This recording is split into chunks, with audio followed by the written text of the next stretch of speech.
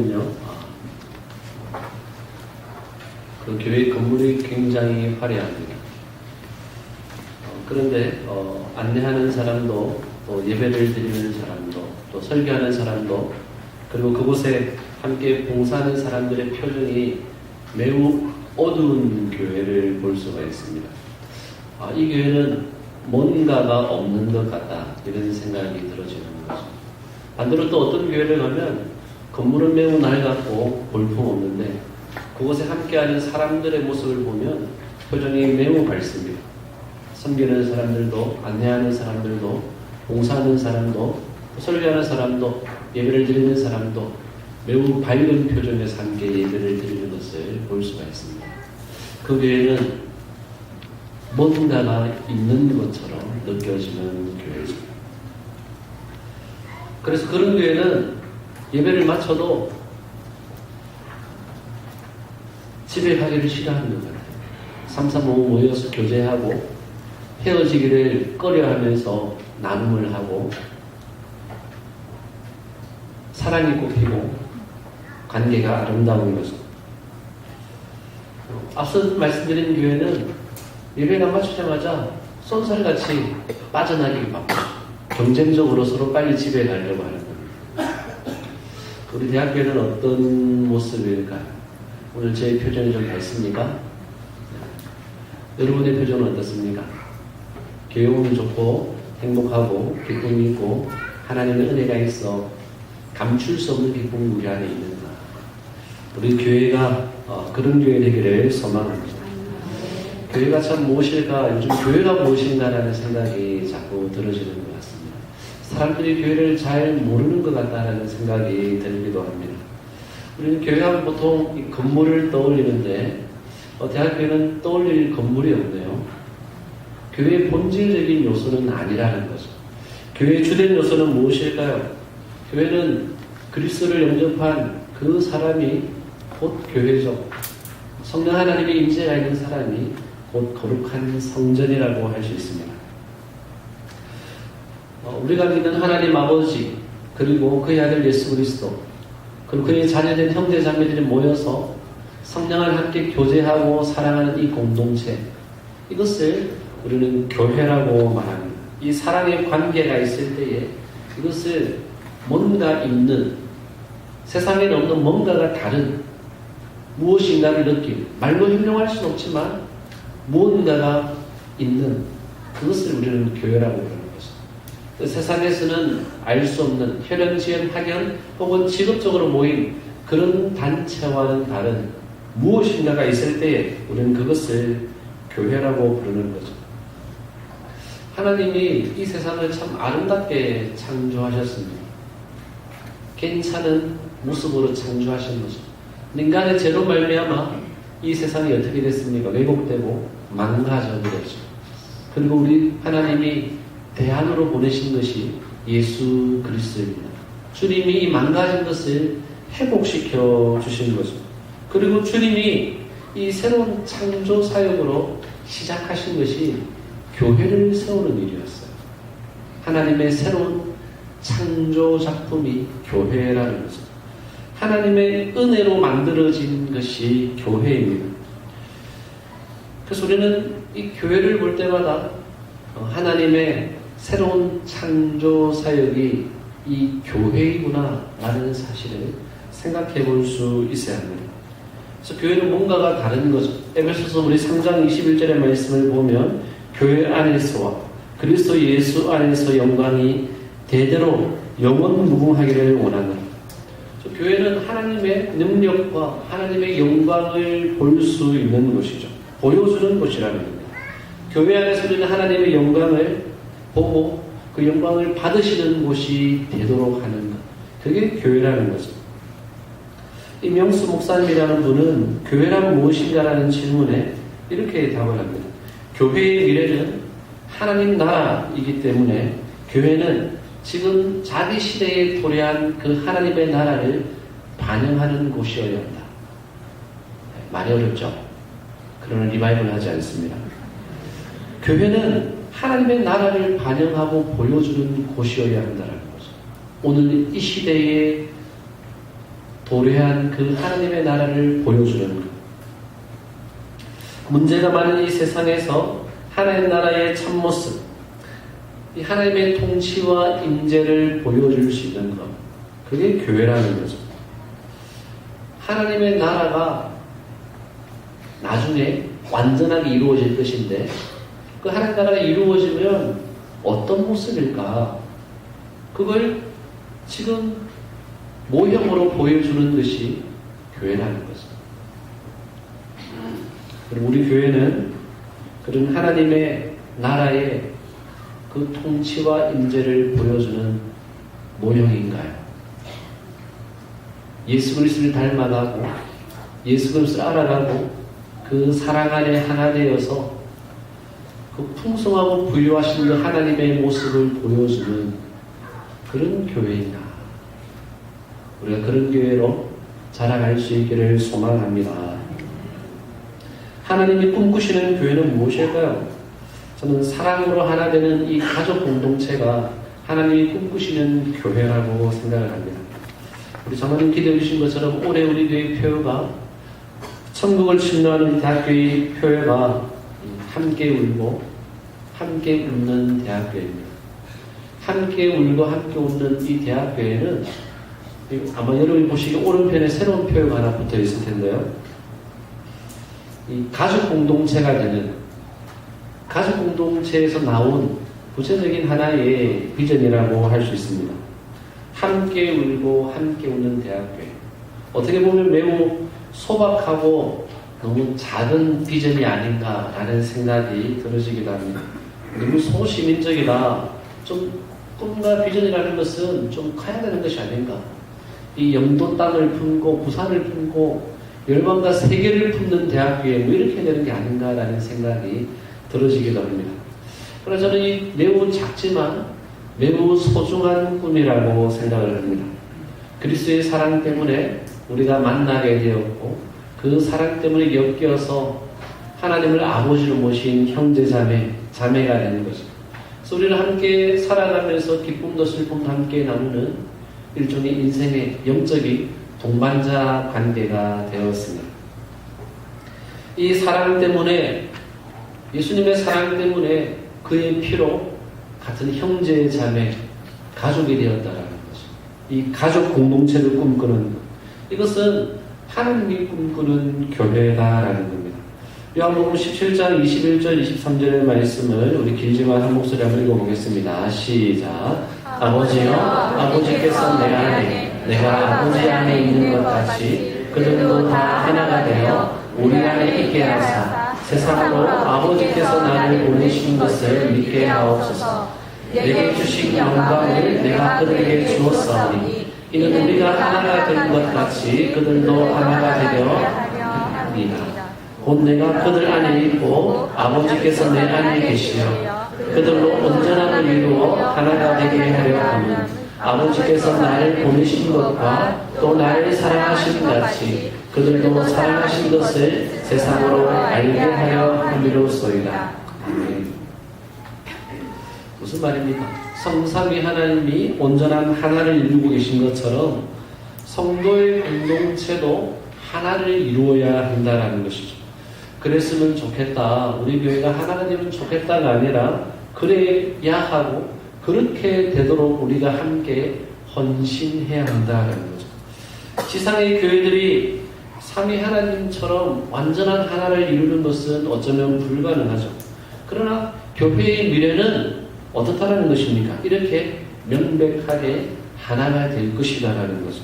부족하지만 우리는 그래서 이 하나됨을 소망하며 추구하고 하나됨을 위해 헌신할 수 있어야 하는 겁니다.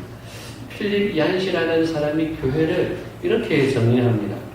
하나님의 교회란 한없이 크고 한없이 작다. 그토록 크므로 겸손한 자들, 작은 자들이 와서 높임 받는 곳이 되어야 하고 그토록 작음으로 높은 자들이 낮고 낮아져야 들어올 수 있는 곳이 교회다. 즉 높은 자도 낮은 자도 하나 되는 것이 교회라는 거죠. 함께 하나 되는 것. 언제나 제가 섬기는 교회에 한 가정에 이 남편이 갑자기 쓰러져서 병원을 갔습니다.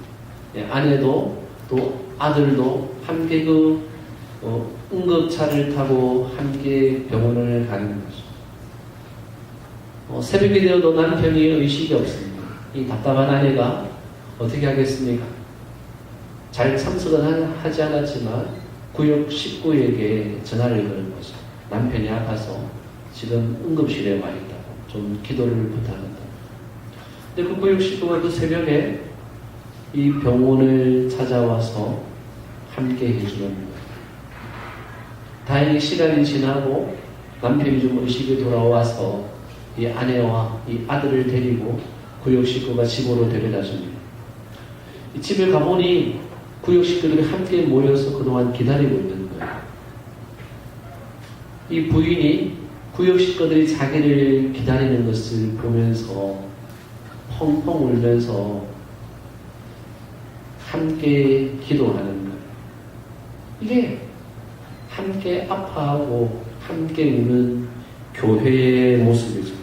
교회는 이렇게 삶이 이루어지는, 삶이 나누어지는 가족, 공동체여야 한다는 거죠.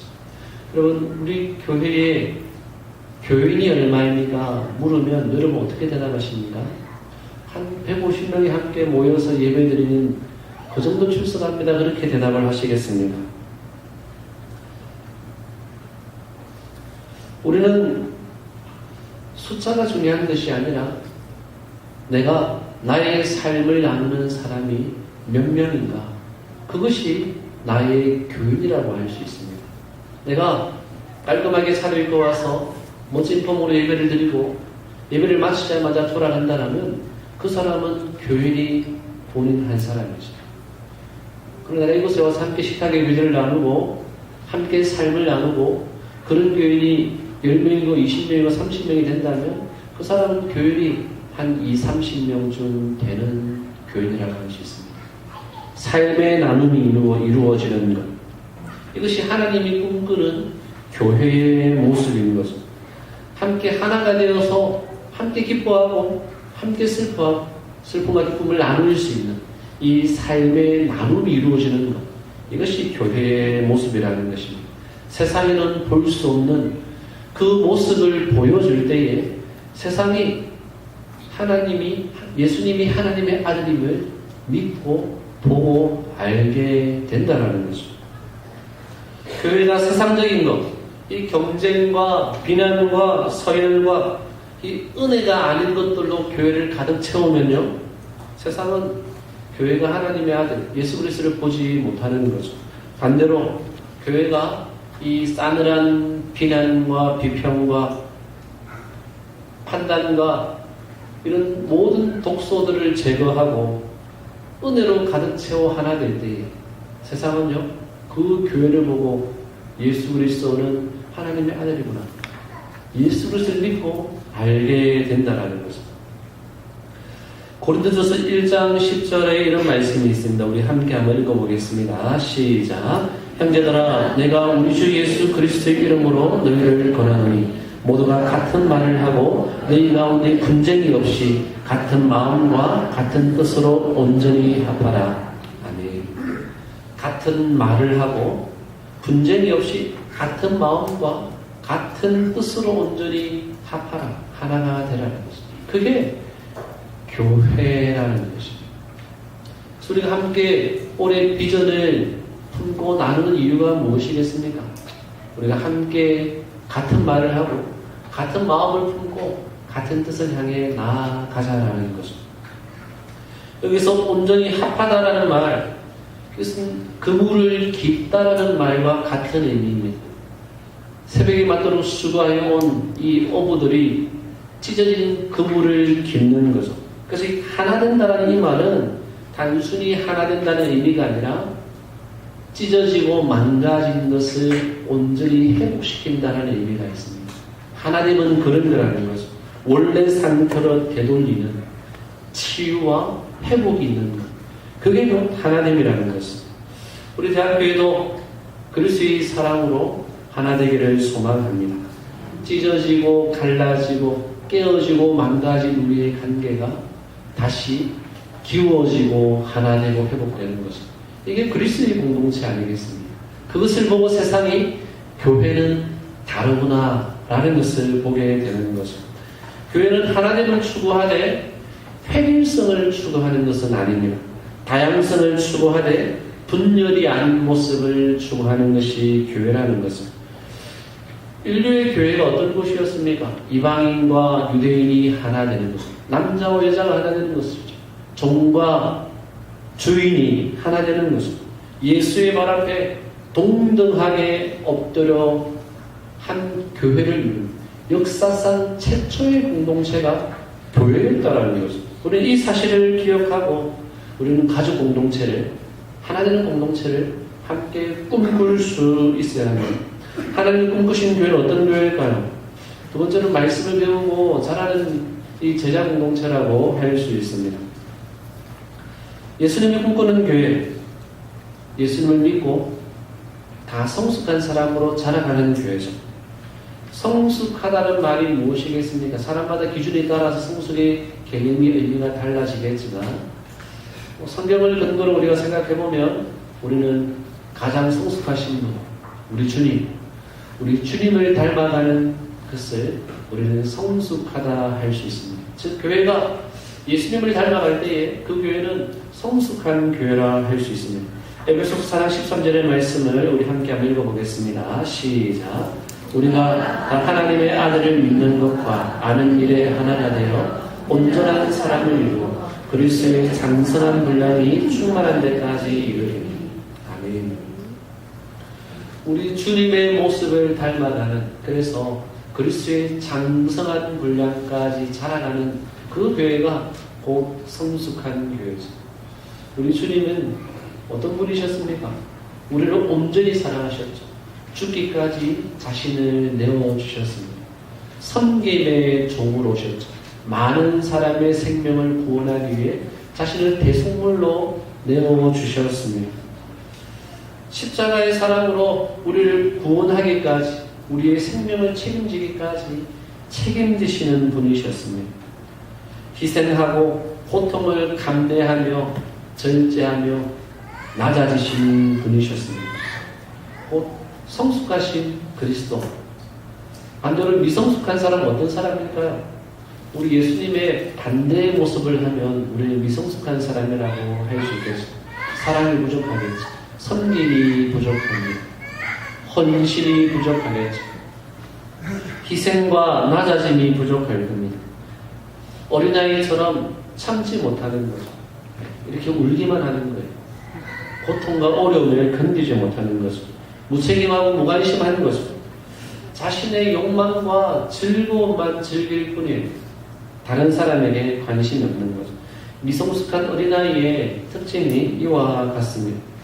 교회에 이 영적인 어린아이가 많다는 것은 큰 문제라고 할 수 있습니다. 그냥 아직 육신에 속한 자라고 하면 좀 변화될, 예수 그리스도를 영접하고 변화될 가능성이라고 있는데, 미성숙했다라는 말은 믿는 흔적이 있다라는 거죠. 예수를 믿는다라고 말하는 사람입니다. 그런데 말과 행실에서는 여전히 어린아이의 모습을 보이는 거죠. 이런 어린아이의 특징, 무책임함과 자기중심성, 이런 사람이 많은 교회, 그 한 사람을 감당하기 위해서 교회 수많은 사람은 고통을 당하는 거죠. 이 미숙한 한 사람을 감당하기 위해 성숙한 사람 20명의 사람이 필요하다 이야기합니다. 이런 미성숙한 사람이 많을수록 교회는 고통스럽고 어려운 거죠. 우리가 왜 자라야 합니까? 에베소서 4장 14절의 말씀을 보면 이제 우리가 이제부터 어린아이가 되지 아니하여 사람의 속임수와 간사한 유혹에 빠져 온갖 교훈의 풍조에 밀려 요동하지 않게 하려 합니다. 우리가 성숙하여 자라지 못하면 우리는 요동치는, 흔들리는, 그래서 다른 사람을 공동체를 힘들게 하는 사람이 되기 때문에 그렇다라는 겁니다. 그래서 교회가 참 많이 가르쳐왔고 가르쳤습니다. 온갖 성경 공부와 제자 훈련을 해왔었죠. 그래서 성도들을 무장시켰습니다. 근데 또 어떤 문제가 생겨납니까? 이런 비판을 하는 거죠. 사람들이 머리만 커졌고 가슴은 냉랭하게 식었다라는 이야기를 합니다. 그래서 그냥 믿으면 되는 거지 그리 많이 알아야 하는가, 머리에 든 것이 많다고 좋은 것은 아니더라, 가슴 냉랭하게 식어서 이상해지더라, 그런 이야기를 하는 겁니다. 그래서 그 반대 급부로 이 반지성주의가 또 교회 안에 찾아오는 거죠. 공부는 필요 없다, 뭔가 신비한 글을 꿈꾸고 좀 주관주의 또 감정주의로 빠지게 되는 거죠. 성경의 내용과 성경적인 것과 상관없이 내 가슴이 뜨거워야 좋고 뭔가 신비해야 좋고 황홀해야 좋고 좋게 느껴져야 내 감정이 만족되어야 좋다라고 생각을 하는 거죠. 내 마음에 만족함이 없으면, 내 감정이 흥분되지 않으면 은혜가 아니라고 생각을 하는 거죠. 이런 신비주의 혹은 이런 주관주의 혹은 이 감정주의가 또 다른 기복주의를 낳게 되는 병폐를 낳는 거죠. 베드로후서 3장 18절은 우리에게 뭐라고 이야기합니까? 우리 같이 한번 읽어보겠습니다. 시작. 오직 우리 주 곧 구주 예수 그리스도의 은혜와 그를 아는 지식에서 자라라. 영광이 이제와 영원한 날까지 그에게 있을지어다. 그리스도를 아는, 그리스도의 은혜와 그를 아는 지식에서 자라가라는 거죠. 온전한 사람으로 자라나야 합니다. 여러분, 세상의 행복은 어떤 조건과 상한과 형편이 채워질 때에 우리는 행복하다라고 느끼는 거죠. 그러나 우리는 언제 행복을 느낍니까?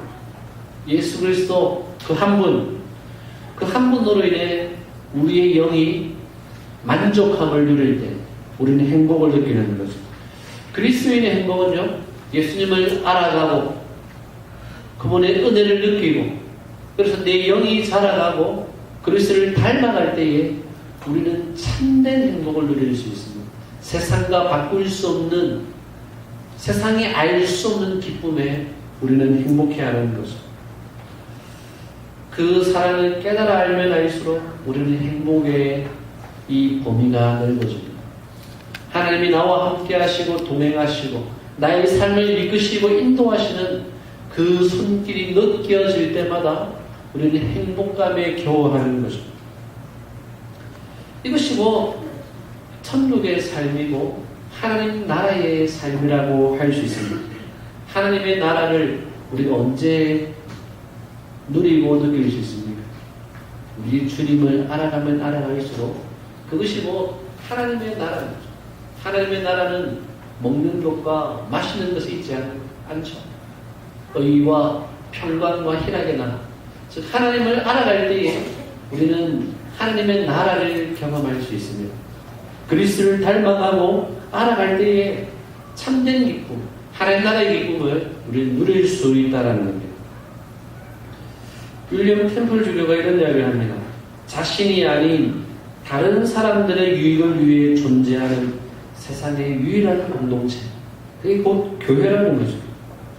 우리가 그리스도를 알고 알아가고 자라가고 닮아가는 그 기쁨을 나를 위해서 쓰는 것이 아니라 함께 자라가는 데 쓰는 거죠. 함께 알아가는 데 쓰고 함께 닮아가는 데에 사용하는 겁니다.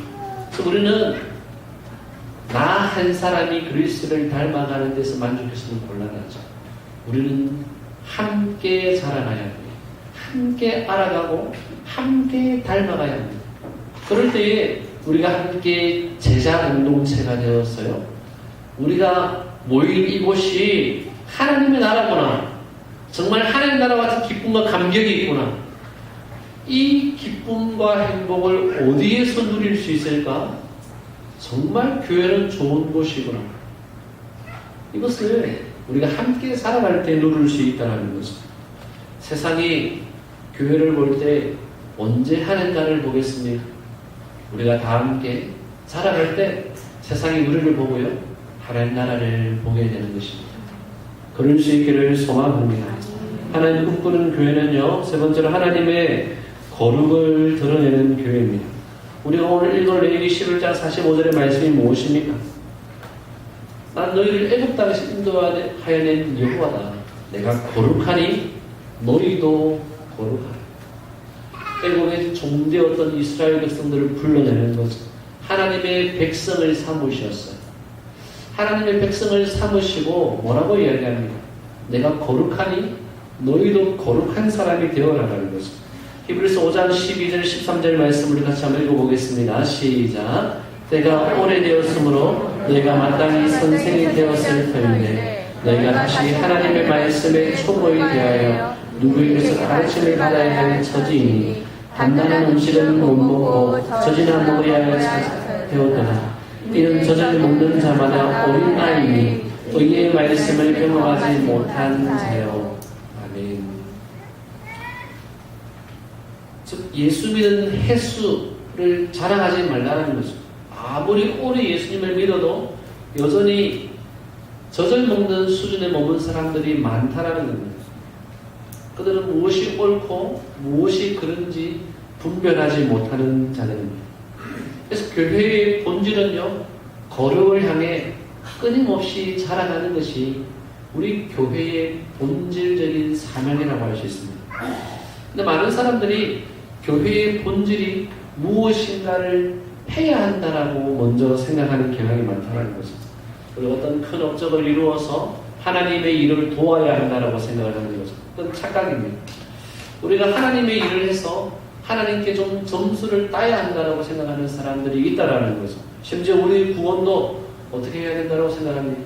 우리가 좀 착한 일을 많이 해서 하나님께 점수를 따서 그렇게 해야 구원이 가능한 것이 아니냐라고 오해하는 사람들이 있다라는 겁니다. 우리는 그런 사람들을 향해 뭐라고 이야기합니까? 이단이라고 하는 거죠. 구원은 오직 전적으로 하나님의 은혜로 이루어지는 거죠. 이게 기독교의 핵심이라고 할 수 있습니다. 다만 우리는 무엇인가를 하기 전에 구원하신 그 하나님의 뜻을 따라 불러내신 하나님의 뜻을 따라 거룩한 사람으로 자라가는 거예요. 그래서 교회는 하나님의 거룩을 보여주는 공동체예요. 그리고 스데반이 죽는 장면을 한번 생각해 보십시오. 성령이 충만하였던 스데반, 천사와 같은 모습으로 마지막 생을 마감하는 거죠. 예수님의 하나님 보좌 우편에 서신 것을 볼 정도였습니다. 매우 훌륭한 신앙인이죠. 근데 성경을 아무리 읽어봐도 스데반이 전도를 많이 했다거나 혹은 예수님께로 많이 인도했다는 구절은 우리 성경에서 읽어볼 수가 없습니다. 그저 돌에 맞아 죽었다라는 그 최후의 장면만 우리에게 기록해 놓았습니다. 그리고 마지막으로 내뱉은 말이 저들의 죄를 용서해달라는 그 말만 내뱉었을 뿐이죠. 자신을 죽이는 자를 향해 저들의 죄를 용서해달라는 이 말만 내뱉었을 뿐이라는 거죠. 이게 교회의 모습이다라는 겁니다. 거룩한 교회의 모습은 이것이라는 거죠. 하나님이 원하시는 모습은 이와 같은 모습이라는 겁니다. 스데반이 죽으면서 마지막으로 폼 잡으려고 이런 이야기를 했을까요? 사람은 마지막 순간에 가장 진실한 범죄. 이 진실한 스데반의 모습은 하나님의 거룩을 보여주는 모습이었습니다. 너희들도 그런 수준까지 자라가라라는 거죠. 우리가 무엇인가를 하고 안 하고가 중요한 것이 아니라 우리가 얼마나 하나님의 백성답게 거룩한 사람으로 자라가고 있느냐라는 겁니다. 교회의 본질은 언제나 우리 하나님의 거룩을 닮아가는 것입니다. 몇 사람의 선교사를 후원하고 얼마의 금액을 선교하고 전도하고 구제하는 데 사용하는가, 그것이 중요한 것이 아니라는 거죠. 우리 각 사람이 어떤 사람으로 자라가고 있느냐라는 겁니다. 그럴 때에 그 각 사람을 통해 하나님의 선하신 뜻이 행위로 나오게 되는 것입니다. 우선순위가 그렇게 되어 있다는 거죠. 우리가 그리스도를 닮아 거룩한 하나님의 사람이 될 때에 우리의 삶을 통해 거룩한 열매가 맺히게 되어 있다는 거죠. 하나님은 우리 자체가 목표입니다. 우리를 이용해서 무엇인가를 써먹고 선교하기 위해 우리를 부르신 게 아니라는 것은 우리 자신을 거룩한 하나님의 백성을 빚어가는 것이 하나님의 목표입니다. 그 하나님의 거룩을 닮아가는 과정 속에 우리는요, 전도도 하고 선교도 하는 것이죠. 1차적인 우선순위는 우리가 하나님의 거룩을 닮아가는 데 있다라는 겁니다. 요한복음 6장 28절 29절의 말씀을 우리 같이 한번 읽어보겠습니다. 시작. 그들이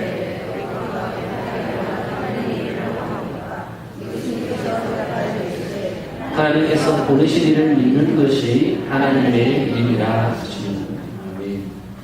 무엇이 하나님의 일이라고요? 하나님이 보내신 하나님이 보내신 일을 믿는 것이 하나님의 일이라는 것을, 예수 그리스도를 바로 믿는 것이 하나님의 일이라는 거예요. 예수님의 뜻도 알지 못하면서 전도다 선교다 그러지 말라는 거죠. 오히려 그런 거 하면서 자기 자랑하며 예수님의 십자가를 가로막는 그런 행위를 하지 말라는 겁니다. 오히려 하나님의 분노만 격발할 뿐인 거죠. 먼저는 예수 그리스도가 어떤 분인지, 하나님이 어떤 분인지, 그분의 지혜와 그분의 사랑과 그분의 은혜와 그분의 긍휼을 깨달아 알아야 한다는 거죠. 그 가운데에 우리 주님을 알아가며 주님을 공부하며 그 과정 속에 그 은혜가 너무 감당할 수 없을 만큼 주체가 되어서 좋고 행복해서 우리는 헌금도 하고 봉사도 하고 헌신도 하고 전도도 하고 선교도 하며 다른 사람을 겸손히 섬길 수 있게 되는 것이죠. 그래서 우리는 하나님의 일은 그리스도를 바로 믿고 바로 알아가는 것입니다. 마태복음 16장에 보면요, 23절 24절에 보면 예수님이 죽음을 예언했을 때에 베드로가 예수님을 책망하면서 예수님의 십자가에 죽으면 안 된다라고 만류하는 장면을 우리는 잘 알고 있습니다. 그때 예수님이 뭐라고 이야기하냐면, 사단아 내 뒤로 물러가라라고 예수님이 베드로를 향해 명령하죠. 베드로는 예수님이 십자가에 죽으심으로 우리를 구원하신다는 사실을 몰랐던 거죠. 예수님에 대해 오해했던 거죠. 그래도 자기가 베드로 자신도 뭔가를 할 수 있다라고 생각을 했던 겁니다. 예수님이 죽으신다고 하니까 죽으면 안 됩니다라고 말렸던 것이죠. 그것이 무엇입니까? 꼭 십자가의 사건을 방해하는 꼴이 되어버렸던 거죠. 그래서 예수님은 이런 베드로를 향해 사단아 네 뒤로 물러가라라고 이야기하신 것입니다. 신앙은 이 doing이 먼저가 아니라 being이 먼저라는 거예요. 우리 존재가 먼저라는 거예요. 나를 위해 무엇을 하겠다, 그리스도를 위해 무엇인가를 하겠다라고 우리가 먼저 나설 때에 그것은 오히려 십자가를 방해하는 사건이 될 수 있다는 거예요. 우리는 자기를 부인하고 자기가 하고 싶은 것을 하지 않고 하나님이 원하시는 대로 할 때에, 즉 예수님이 원하시는 그 십자가를 먼저 질 때에, 그렇게 살아갈 때에 그것이 곧 하나님의 구원, 예수 그리스도의 구원을 이루게 되는 사건이 되는 것입니다. 우리 하나님의 목표, 우리 주님의 목표는요, 우리가 하나님의 백성, 거룩한 성품과 인격으로 변화되는 것입니다. 우리의 행위에 있지 않다라는 것입니다. 구원은 소유하는 것이 아니라, 가지는 것이 아니라, 그래서 구원은 존재하는 것입니다. 구원받은 삶의 상태로 살아내는 것이죠. 구원받은 존재로 사는 것이 중요하다는 거죠. 여러분, 태초부터 하나님의 꿈은 우리가 거룩한 하나님의 사람으로 빚어지는 것이었어요. 범죄하여 벌거벗은 아담과 하와에게 이 가죽옷을 지어 입히시죠. 우리 하나님은요, 이 벌거벗은 아담과 하와가 그렇게 살아가도록 꿈꾸신 게 아니라는 거죠. 계시록의 이 21장, 22장을 보면 어떻습니까? 하나님이 꿈꾸신 나라는 의의 흰옷을 입고 그들이 하나님의 백성이 되어 하나님의 거룩함을 열방 가운데 자랑하는 꿈을 꾸셨던 거예요.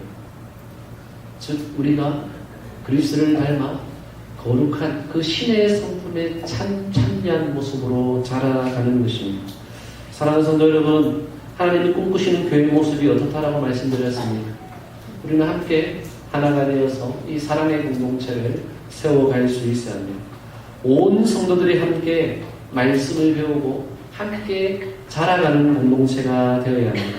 궁극적으로 하나님의 인재와 하나님의 통치를 보여주는 거룩한 하나님의 백성, 그런 예배 공동체로 우리는 세워갈 수 있어야 합니다. 우리 대학교의 지금의 모습은 연약하지만 우리 교회는요, 점점 미래에 완성될 그 모습을 지금 이 시대 속에 보여줄 수 있어야 하는 거죠. 그래서 이 세상이 대학교를 볼 때 뭐라고 이야기할 수 있어야 되겠습니까? 대학교를 보니 꼭 하나님의 나라가 천국 같고 뭔가 다르다라는 것을 말할 수 있어요. 사랑하는 성도 여러분, 우리가 하나 되어서 우리 교회를 통해 세상이 놀라고 천국을 보고 우리 주님을 보는 그런 아름다운 교회를 빚어지고 자라가는 그런 교회 될 수 있기를 우리가 함께 꿈꾸고 함께 소망하는 저와 여러분 되기를 주님의 이름으로 축복합니다. 우리 함께 찬양하겠습니다. 우리를 사용하소서.